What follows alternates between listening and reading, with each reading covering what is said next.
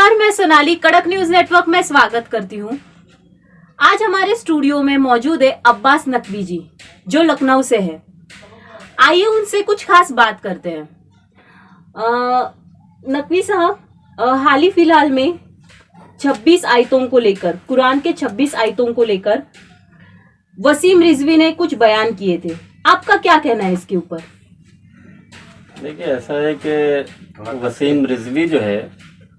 वो शिया कम्युनिटी से बिलोंग करते थे। इसलिए मैं कह रहा हूँ कि पहले वो शिया थे, अब वो नहीं रहे। क्योंकि हमारे यहाँ जो लखनऊ में मौलाना कल्बे जवाद साहब हैं, जो शिया कौम के रहबर हैं और बड़े उलमा हैं, और लखनऊ उत्तर प्रदेश के बल्कि हिंदुस्तान में और बैरूनी ममालिक में भी उनका अच्छा नाम है और लोग उन्हें जानते हैं।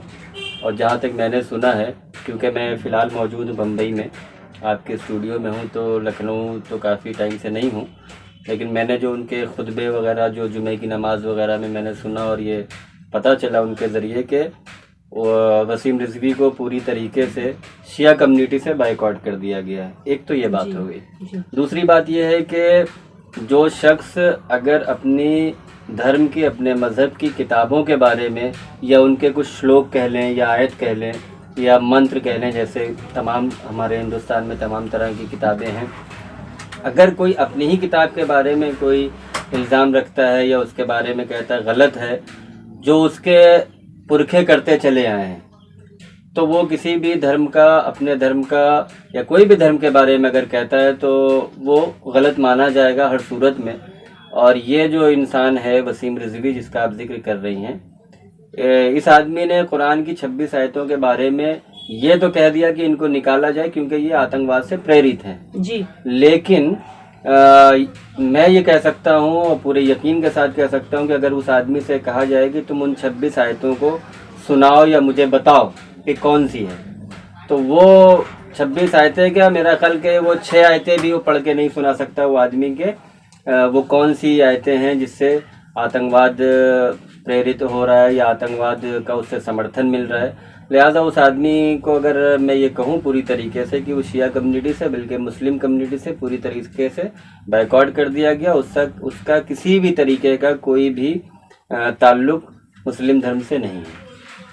हमने ये भी सुना है कि उनके परिवार ने ही उनको बेदखल किया है, क्या ये सही है? हाँ, जिस तरीके से आपको खबर मिल रही है और मीडिया और इसके माध्यम से हमें भी ये पता चला, और जो हमारे कुछ लोग लखनऊ में हैं उनके ज़रिए भी ये पता चला कि उनके ख़ुद के भाई ने भी उनको इस बात के लिए कह दिया कि हमारा इनसे कोई ताल्लुक़ नहीं। उनकी वालदा हैं तो उन्होंने भी मना कर दिया, उनकी बहन वगैरह जो भी हैं सब ने ये कह दिया कि हमारे इस वसीम रिजवी से कोई भी ताल्लुक़ नहीं है। और जब वो शख्स इस तरह का है भी कि जो आदमी अपने ज़ाती मुफाद के लिए, अपने फ़ायदों के लिए, क्योंकि वो एक अच्छे ओहदे पे था और अब शायद वो नहीं रहा कुछ टाइम से, वो शिया वक्फ बोर्ड का चेयरमैन रह चुका है और बहुत बड़ा ये बोर्ड है शिया कम्युनिटी का वक्फ बोर्ड, जिसमें तमाम जो है पुरानी जो इमारतें और जो जगहें हैं और उसका चेयरमैन रहा। तो सुनने में ये भी आ रहा है, कई जगहों से आया भी है कि उसमें काफ़ी हद तक इनका हाथ उसमें है कुछ लूट घसोट में। तो उस चीज़ को बचाने के लिए राजनीति के हिसाब से भी इस तरह के बयान इसलिए दिए जा रहे हैं और उस आदमी ने इसलिए भी वो बयान दिया है ताकि उनके ऊपर कोई भी इस तरह का शिकंजा ना कसा जाए। और एक तरह से देखा जाए तो वो इस तरह के हालात में फंसा हुआ आदमी है,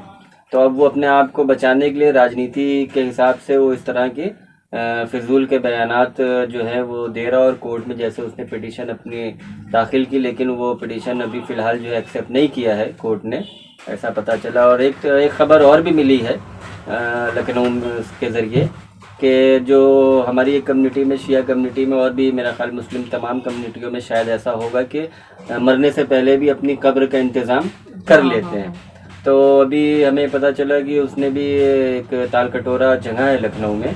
वहाँ पे कब्रिस्तान है वो, तो उस कब्रिस्तान में कुछ लोग गए और उसकी जो कब्र बनी हुई थी उसको पूरा तोड़ दिया, खोद दिया। तो अब आप ये समझिए कि जिस आदमी का ज़िंदगी में रहते हुए उसकी कब्र को तोड़ा जा रहा है, उसे एक तरह से जलील किया जा रहा है, तो उससे ज़्यादा और क्या कहें उस आदमी के बारे में जिसकी कोई भी हैसियत बहरहाल शिया कम्युनिटी में तो बिल्कुल नहीं है हम शिया कम्युनिटी की तरफ से तो नहीं पूरा कह सकते, लेकिन हम अपनी जानिब से, क्योंकि मैं खुद एक शिया हूँ,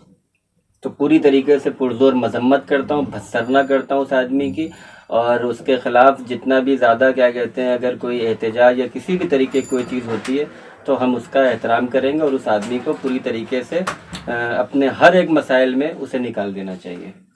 रिलीजन को लेके उन्होंने जो अभी बयान दिए हैं या फिर रिलीजन को लेकर जो भी वो बात करते हैं, उसकी वजह से गैर मुस्लिम भी उनके खिलाफ है, क्या ये सही बात है? देखिए, गैर मुस्लिम और मुस्लिम से यहाँ पर हमारा लखनऊ और हिंदुस्तान में लखनऊ एक ख़ास ऐसी जगह है जहाँ तहजीब और अदब का एक मरकज़ कहा गया है, यानी एक सेंट्रल कहा गया है उसे। और लखनऊ जो है अदब के नाम पे पहचाना जाता है। और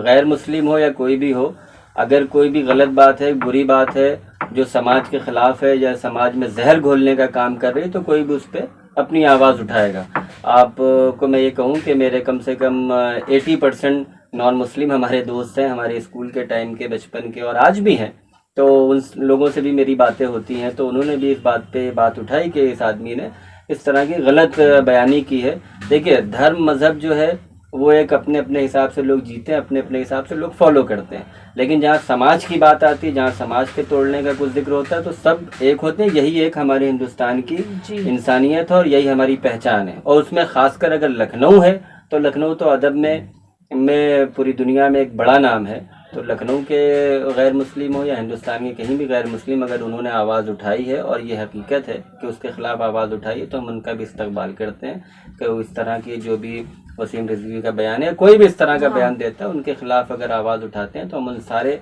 अपने गैर मुस्लिम या हिंदू भाइयों को सलाम करते हैं अपनी तरफ से कि वो हमारे साथ शाना बशाना, कंधे से कंधा मिला के चल रहे हैं, तो हम उन्हें सैल्यूट करते हैं। जी। स्टूडियो में मौजूद थे अब्बास नकवी साहब, जिन्होंने अपनी राय दी है वसीम रिजवी के बारे में। ऐसे ही देश और दुनिया भर की खबरों के लिए जुड़े रहिए कड़क न्यूज नेटवर्क के साथ। धन्यवाद।